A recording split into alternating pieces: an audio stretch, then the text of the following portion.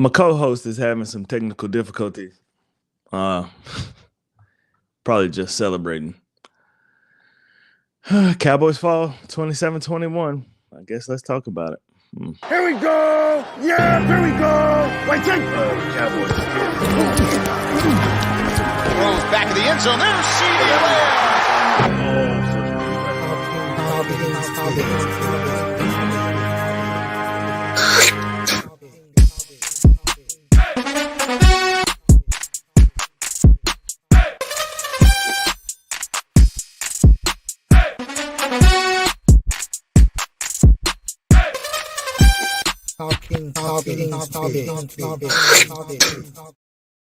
What's going on, everybody? Cowboys C3.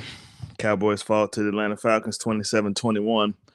Wasn't as bad as I thought it was going to be, but loss is a loss. I don't know, man. It seems like every time this team takes a step forward, because they ran the ball pretty well. Rico Dowdle had 12 rushes for 75 yards, 6.3 yards of average, and Dak had the longest run of the season at 22 yards. He finally used his feet, but got hurt in the process. Don't really know what happened. It said it was a hamstring injury, but they were looking at his hand on the sideline, and there was some swelling in his hand. But when he did, they went back and showed a replay when he threw a pass. And, he had a pretty clean pocket when he threw the pass. He grimaced and started grabbing that leg. So something's obviously bothering him, bad enough to where he couldn't play anymore. He goes 18 of 24, which is a very, efficient game. 133 yards and a touchdown, no interceptions. Had a QB rating of 101.6. Cooper Rush came in, went 13 of 25 for 115 yards and a touchdown with a 77.9 QBR. It's not terrible, but, again, too little, too late. Rush came in.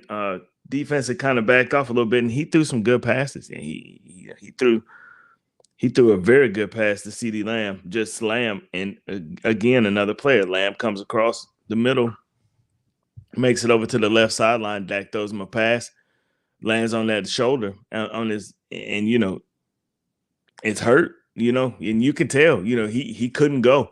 And even on the last 2-point conversion, DB just kind of bumped him, and you could tell, and he is in obvious pain when that happened.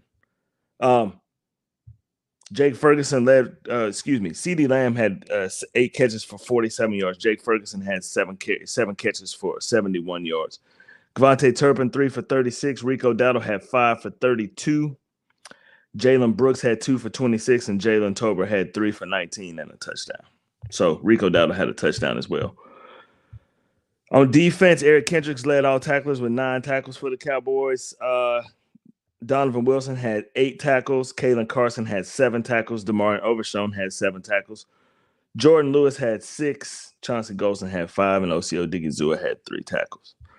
For the Falcons, Kirk Cousins, 19 of 24, very efficient, 222 yards, 3 touchdowns, had a QBR of 144.8. Bijan Robinson had 19 carries for 86 yards. Tyler Algier had 6 carries for 18 yards. He had a touchdown as well. Moody had 5 catches for 88 yards and a touchdown. Bijan Robinson had 7 catches for 59 yards. Ray McLeod, 3 for 28 and a touchdown. And Drake London had 2 for 27 and a touchdown. He came out with a leg injury as well. Caden Ellis had 13 tackles, 8 solo, 1 sack, and 2 tackles for loss. 3 quarterback hits. Caden Ellis played a hell of a football game. He wreaked havoc on the Cowboy offensive line. We'll talk about that in a minute. Nate Landon had 10 tackles. A.J. Terrell had 9 tackles. D. Alford had 8 tackles. Jesse Bates had 6. And Arnold Ibeki had 5 tackles. Justin Simmons had 4 tackles. So, Cowboys came out in the opening drive. They got a field goal. Drove the ball down the field. Looked pretty efficient with a run-pass mix. Got a field goal. Kicked off to Atlanta. Atlanta came down the field very efficiently. Kirk Cousins looked good. They also ran the ball good in that opening drive, hit Drake London for the touchdown. Just a jump ball, throw a ball down the left side, throw it up. 6'5" receiver, 6'1" corner. Even though it is Trayvon Diggs, we're going to throw it up. And efficient play.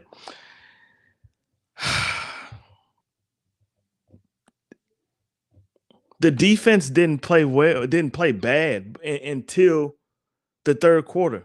And on that opening drive in the third quarter, I mean, Atlanta went right down the field and made it a 2-score game. And there are things that the Cowboys do that are kind of baffling at times. Fake punt was that was a weird play. Don't really understand why they did it, but I had a feeling they were going to do it. I was sitting over here, watching the game with one of my buddies, and I told him, I said, "Would you fake a punt right here?" And he was like, "Hell no, I wouldn't fake a punt at all." And they run a fake punt. And I understand that you're trying to, and another thing about that is I did not know on a fake punt you cannot have pass interference.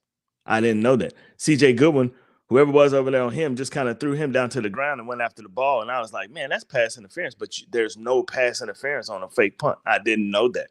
So, I guess you learn something new every day. If that's the case, anybody, the gunner that's going down, if it's a fake punt, I'm tackling his ass right away. As soon as I hear fake, I'm tackling him right away. If there's no pass interference call. Dak came out. We've been asking for Dak to run the ball. That's what we've been asking for him to do. And today he ran a couple times, looked pretty mobile, got the longest run of the season, which is crazy to me, 22 yards. But if that's how he got hurt, then that's why, Jerry was saying on the interview, like we're trying to keep him as healthy as possible. And it proved to be costly. CeeDee Lamb, he landed on that shoulder. He landed on that shoulder hard. He showed a lot of heart. He showed a lot of grit just going out there and keep playing. But if that shoulder is banged up where he can't even maneuver it up or it just hurts to have any type of contact, he could be out for a couple of weeks. And that puts you in a really bad predicament because you don't have another weapon. You don't. Hamstring injuries sometimes take time to heal too. You could be looking at,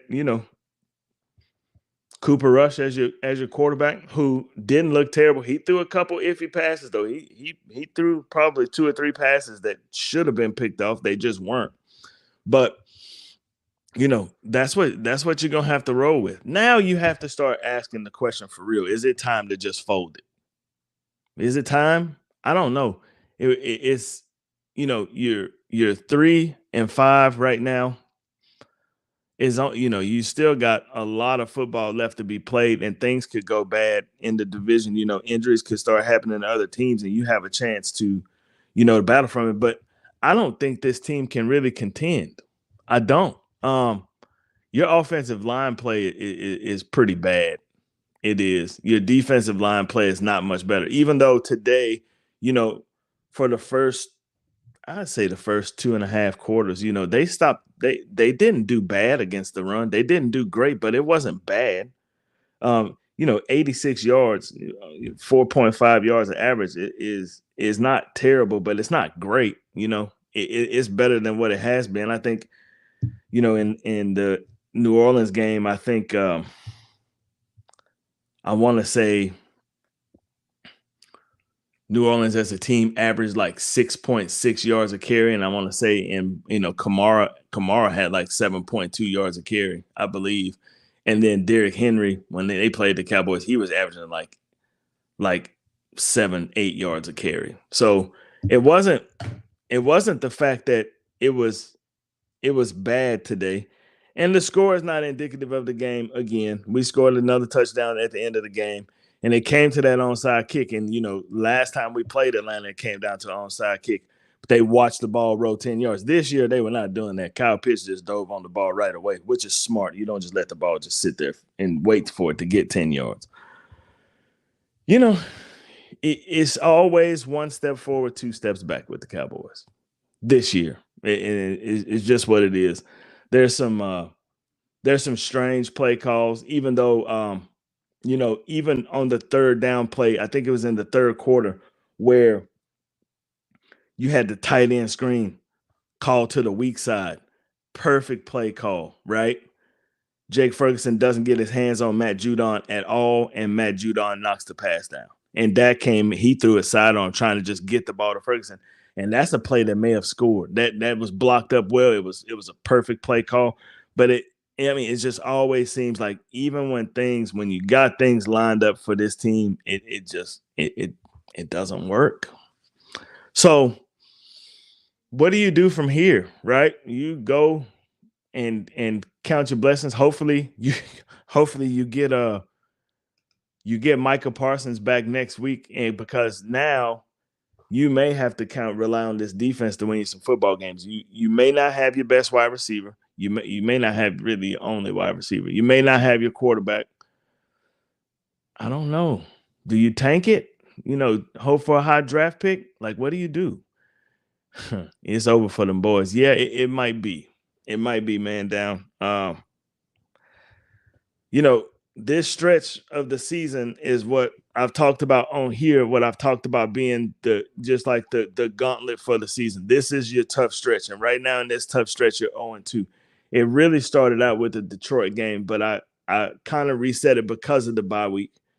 But Detroit, you came out and laid an absolute egg. You came out against San Francisco and did not play well at all. And today, you played better than you did against San Francisco, but it just wasn't enough to win. Like, what do you do from here? And then you lost your quarterback. Quarterback went out in the third quarter. Your wide receiver probably should have went out in the third quarter too, but he didn't. He tried to stay in the game and tough it out. And he ended up catching a 2-point conversion. But I mean, it's any kind of contact on him looks like it's bothering him. What do you do? So Eric Kendricks kind of got knocked around a little bit at middle linebacker. Bijan Robinson ran the ball hard. He was running very hard today. And he kind of got caught up in the wash. I don't know. I don't know. All three of your sacks today against Dak came from the right side of that offensive line again. One, I couldn't tell if it was Terrence Steele or Zach Martin, but the other two were right over Terrence Steele's head. Tyler Guyton didn't play terrible, but he didn't play great. He went out for a little while. I think he kind of got banged up too, but he went out for a little while, but he came back in the game. Cooper Beebe, he didn't have his best game today as well. It's weird things, man. Like you consistently get called with these illegal formations. You consistently run these crazy plays on special teams. Not even crazy, just things that happen on special teams that put you behind the sticks as well. Fake punt probably wasn't a great idea. It wasn't. It was like 4th and 2. If you're gonna run a fake punt, just give it to the up man and let him run the ball and just see what you're gonna do. Don't throw that crazy pass with your punter. It was a strange play call. It's just things that this team does that gets you behind the sticks. Cowboys have been scored on the same play, I want to say 4 different times this season. Trips right, inside receivers run slants, outside receivers run slants, inside receiver just runs a simple wheel route. And the DBs consistently get caught up in the wash, and your wheel route is wide open. 36-yard touchdown to Darnell Mooney. Simple play, easy play, works on the Cowboys every time. It's just, there's simple things schematic wise and play calling wise that this team just doesn't do. Happy for Rico Dowdle. He came back. He looked explosive. Guess that flu bug or whatever he had is gone. I don't know, man. I don't know where we go from here. This is a strange one. Not really strange. They're just bad. They're just talent wise, they're not very good. They're not.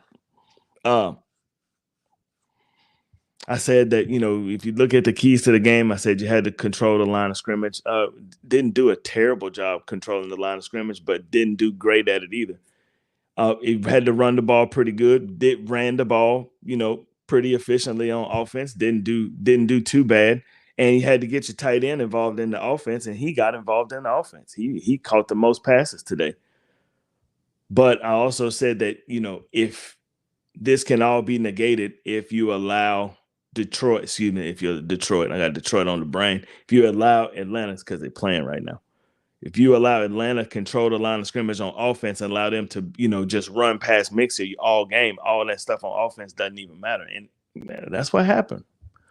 They got run past Mixer. I thought they would get blown out. I did. They didn't. They hung in there. they hung in there. Last touchdown made the score look better than what it was, but it's just same old Cowboy crap. What do? You got another tough game coming up next week. You got to play Philly. And they're, no matter what you think about them, they're 6-2. That's what they are.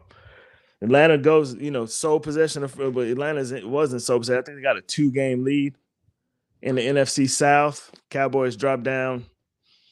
Cowboys are in third place in their division. Like, what do you do? Like, what can be done? There were some things that were positive today. The defense, especially in those first couple of quarters, they looked well. But it always seems like this team comes out in the third quarter and we give up a touchdown and we go 3 and out. That's been the key to the third quarter for the Cowboys all season long. And I want to say that they were outscored. Let's see, 60. So 70-16 in the third quarter for the season. That's your score in the third quarter for the 8 games that you've played this year. The score in the third quarter is 70 points for the opponent. For the opponent's 13 for the Cowboys. That's a problem. You can't control things after the break. Teams are making adjustments against you, and you aren't making any adjustments. And hey,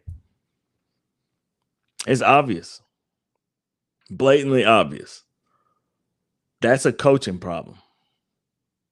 That is a coaching problem, and it's offensive and defensive coaching. That's the problem. Your coordinators, you're not adjusting to anything that the other team is doing, or you have no plan B. We're just going to continue with the things that we're doing, and the team is counteracting you by adjusting to what you're doing, and they come out in the second quarter and just whip your ass. That's what they do. So it'll be interesting to see if Dak and CD can go. That's been your whole offense the entire season. They both get hurt. Hamstrings, they can be an injury that can take some time to get over. He'll be a statue in the pocket for, a couple of weeks. But hell, other than today, he's been a statue in the pocket anyway. So what'll be the difference? CD's injury is a little bit more concerning. If you can't even take any contact to that shoulder, that, to right shoulder, that, something's wrong. And, he's probably going to have an AC joint separation, a slight separation. That could put him out for a couple of weeks. And that puts this offense in a real pickle because you don't have anything. And it's a trade deadline coming up. And, will you make a move to get another receiver now? I don't know. There's a couple receivers that are, could be on the trading block. You've been hearing this Cooper Kupp thing on the, about him being on the trade block. But I think, the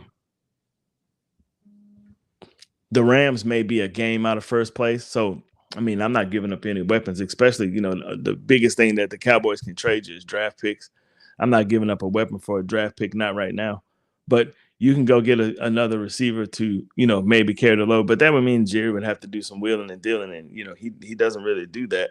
So you might be stuck with what you got.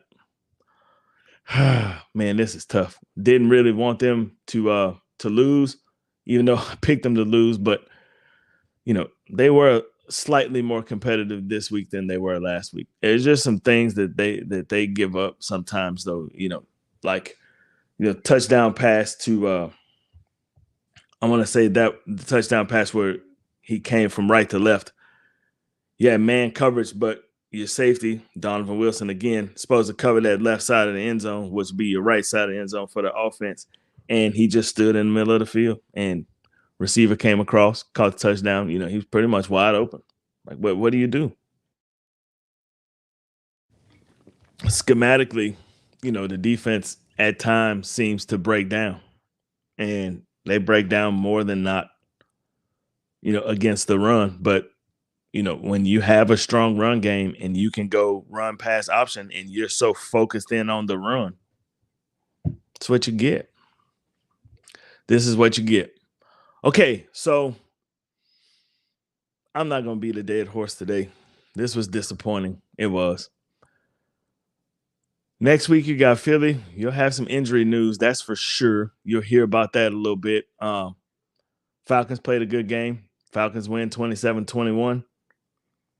Cowboys got a late touchdown there, to kind of make the game, I guess, a little bit more interesting, get it, at least an opportunity to get an onside kick. It didn't happen, and they lose, man. It's tough. It's tough. This team is hard to watch. Hard to watch. Philly next week. Probably have a guest on here. I got a good friend of mine. She has a Philadelphia sports, just Philadelphia sports in general. She has a great podcast, and we'll get her on here. And it's Philly versus Dallas, and they gonna talk a lot of shit. You already know how that goes, man. Kick a dog while you down, right? Got to do it. Okay, everybody. Cowboys lose 27-21. Fall to 3-5 for the season. Lose a quarterback. Lose a wide receiver number one. Ah, man. I don't know. I didn't think it could get any worse, but it did. It did today. I don't know if you can afford to lose both. One, you don't want to lose either one of them, to be honest with you. I just don't think. Do you play Trey Lance? One thing he can do is run. You just change the whole dynamic of the offense and just run a bunch of read option, especially if that can't go, right? What do you do? Cooper Rush, like I said, he didn't play terrible. He didn't play terrible at all. He threw two really good passes. Both of them got dropped. Threw a really good pass to Devontae Turpin. Turpin dropped it. Threw a really good pass to CD Lamb. He dropped that. Missed Tolbert on a touchdown, but he ended up making it up 2 plays later. But he threw 3 passes that probably should have been picked off. And it's just there's even there was a third down play where he threw an incomplete pass and they showed the wide angle of the play. You had 3 receivers on the right that were all in the same place. You had one that was short, one intermediate, and one deep, but they were all on the outside the hash on the right side, all in the same place. And Atlanta just had, just 3 defenders just standing. It looked like a ladder. It's just white, black, white, black, white, black. That's how it went. And I'm like, what the hell is that? And then your outside receiver on the left, your single receiver on the left, he was double covered, so you couldn't throw him the ball. Like, why are we all in the same places? Nobody was in the middle of the field. No play call, no route run to the middle of the field. Why not? You have to spread this defense out. If you make it to where they can just play you just over the top all game long and you're all on one side of the field and you're all in the same place, and they did that a few times. Ryan Florney and CD Lamb ran into each other on the third down. Like, what are we doing? These route combos are trash, man. They are trash. Trash. There's no creativity. Got receivers running each other. They all in the same spot. Like, what are we doing? Rico Dowdle might have to save us. Dalvin Cook came in the game. He didn't really do much. He didn't get an opportunity to do much. Just throw him the ball. It can't be this hard. It can't be. They're extremely predictable. And even though, for the first couple of quarters, right, you could tell that there was some new play. They had worked on some new things. And I was like, oh, okay. And some of them worked, like 2 or 3 plays. I'm like, okay, that's pretty efficient. Never ran them again. Went back to the same old things. I don't get it, man. Even in high school, and my high school coach was not that great, man. He wasn't. He would put a red dot by plays that worked, and we would go back to him. Let's go back to that play. It worked the first time. Let's go back to it. Cowboys don't do that. We run plays that we're gonna run, right? You got your scripted plays, and out of those scripted plays, man, you circle what works and what didn't work. Okay, we won't run that one again, but this one worked. We need to go back to that one, sometime in this game. Your play caller is your head coach. He's the one sitting there with the plays in his hand. He's got them. Like, you got to know what's working and what's not. I don't know if he forgets or what, but your offensive coordinator's up in the booth. He's on the headset. Hey, coach, let's go back to that play. Let's run that one again. You know? They just don't do it. Don't know why. It might be time. This coaching staff, you just blow it up. It might be time. No talent, bad play calling, bad scheme on defense. I don't know. A lot of people saying it's not the scheme, it's the players. I'll give you that on the defensive line. Even though they didn't look terrible today. You know, Linval Joseph and Osio Odigizua, they looked pretty good today. They had some good moments. Got a couple of pressures. Carl Lawson caused a fumble. You know, you had some positivity to happen throughout the game. But, you know, on offense, you got to be more efficient. And then when you lose your two best players, still score without them. You know, Atlanta kind of backed off their defense and started subbing people in. But, you know, I think the announcer for the game even said it like, this is why you don't take your starters out, especially in the game, the 2-score game like this in the fourth quarter, and you got a team that's pressing, and they had to put their players back in. It worked. You know, they got the dub. That's what they did. All right, man. I'm gonna go in here and lick my wounds. I'm gonna watch this Green Bay and Detroit game. You know, maybe hopefully that'll be a good game. Hopefully it will be. But once again, Cowboys fall 27-21 to the Falcons.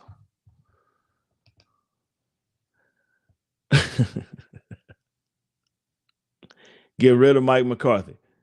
I'm not ashamed to say that should have got rid of Mike McCarthy after that playoff debacle against Green Bay. 12-5. It's not going to happen. You know what I'm saying? A 12-5 season, you go to the playoffs. It is what it is. You know, you lose in the first round. Your whole season has just been, you know, the only thing everybody's been saying is, you know, what we're going to do in the playoffs. What you going to do in the playoffs? Not going to the playoffs, man. It's not happening. It's not happening. Not happening at all. There will have to be some major, major things that happen this season for the Cowboys to make the playoffs. And even if they did make the playoffs, they don't run enough, you know, to be successful in the playoffs anyway. And definitely don't stop the run well enough to be successful. Don't even stop the run well enough to win regular season games. Why are we even talking about the playoffs? It is what it is. All right, man. 27-21. Cowboys lose. Got to go next week against the Eagles, who are kind of hot. Division's kind of hot. Washington won again today. Beat the Giants, even though it was a closer ball game than I thought it would be. Giants played pretty well, which is kind of scary because that's one of those games that you feel like the Cowboys can win. But I don't know if they can beat the Giants right now. I don't think they can. This one's tough.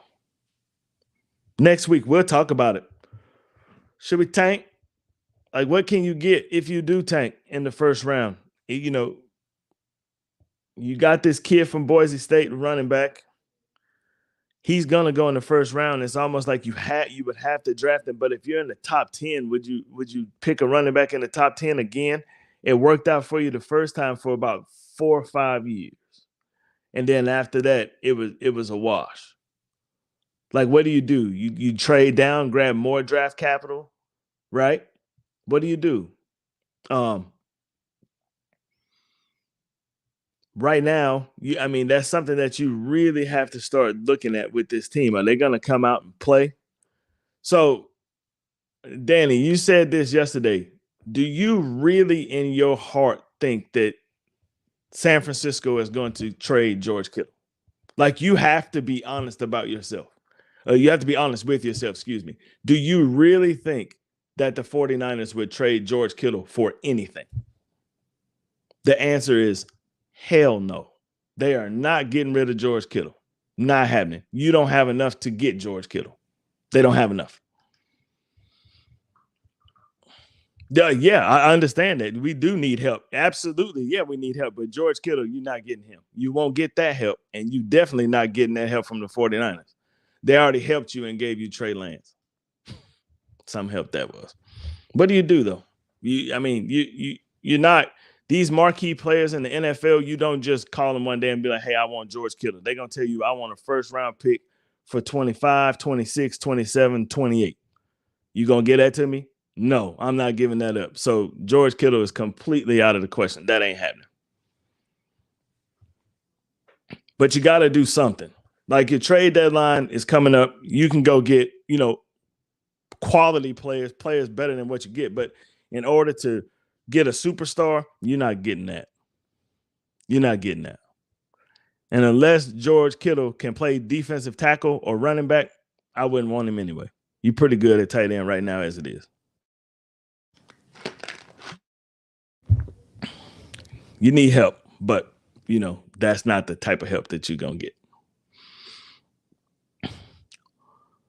All right. 27-21. Cowboys lose, fall to 3-5. This is interesting. So we get Deion Sanders' son for quarterback. No. You just signed Dak for $60 million a year. Why would you go draft a quarterback?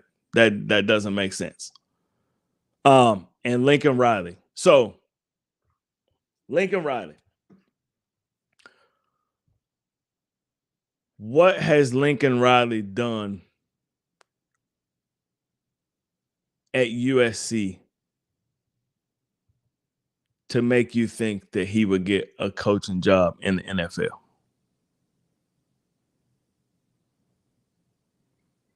His teams are pretty good on offense, but defensively, they are trash. I'm not mad at the idea of bringing Lincoln Riley. What games did he win? What games did he win, Danny? What is his record at USC for the 3 years or 4 years that he's been there? Look that up for me. He hasn't won very many games. He had a Heisman Trophy winning quarterback. He had 3 Heisman Trophy winning quarterbacks. 3 of them. But his teams didn't win because they were trash.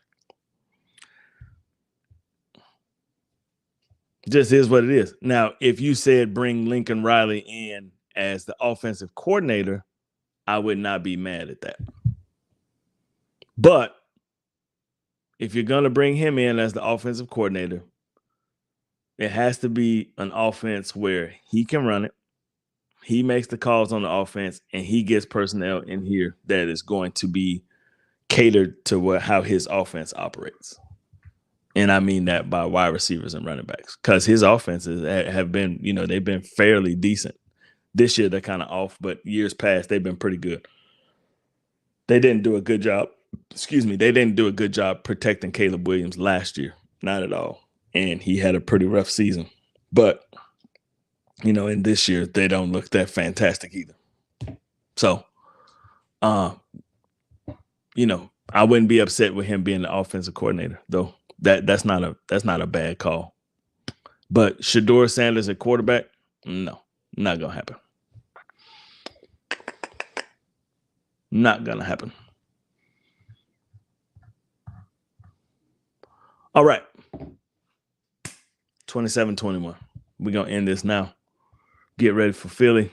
I got some interesting takes that we'll talk about next week. We'll go in depth on how this offense, not the offense, how this team can have almost $100 million in salary cap space.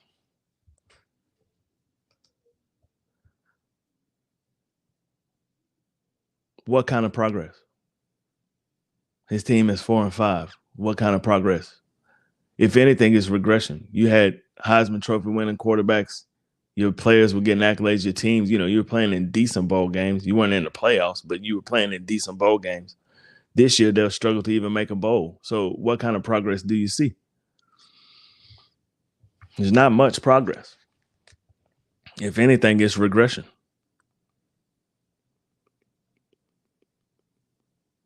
Don't get me wrong. They're in a tough conference now. They're playing in the Big Ten. That's a tough conference. But, you can't really, and offensively, they're not, like I said, they're not terrible. You know what I'm saying? USC is not terrible, but defensively every year they're pretty atrocious. Kind of looks like the Cowboys. Who would I want a head coach? Brian Johnson from Detroit.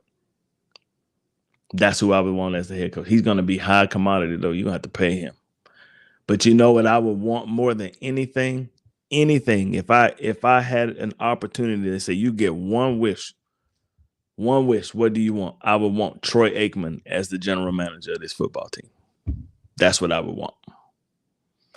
And let Troy make the decisions on who the coach is going to be and what players he's going to bring in. And I think that the Cowboys would be pretty good if they did that. You got to get a real general manager. You got to. Because the general manager you have right now, he just gets in the way. He lands his damn helicopter in the middle of practice. That's what he does. So, yeah.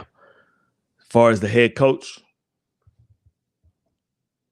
Brian Johnson. But even more than that, I would want Troy Aikman as the general manager of the football team. That's what I would want. Wishful thinking, though. Not going to happen. All right. Next week, got Philly. Should be fun. Hopefully, your quarterback and your wide receiver aren't injured, and it's not a long-term thing. Hopefully, they just kind of got buzzed today, even though I have a feeling that Dak may be able to go. But that CD Lamb thing, man, that looked kind of iffy. It did. No contact on the shoulder whatsoever. Any kind of contact, he's grimacing in pain. That's not a good look at all. Even though he's a tough dude, he showed you that today. He went out there and grinded that thing out, but that could have been costly. All right, y'all. Cowboy C3, man. It's going to get better one day. We got sunnier days ahead. I promise you we do. It just may not be this season. You say, do we win in Philadelphia? If you don't have your quarterback or your wide receiver, no. And even with your quarterback and your wide receiver, you probably don't win that game either.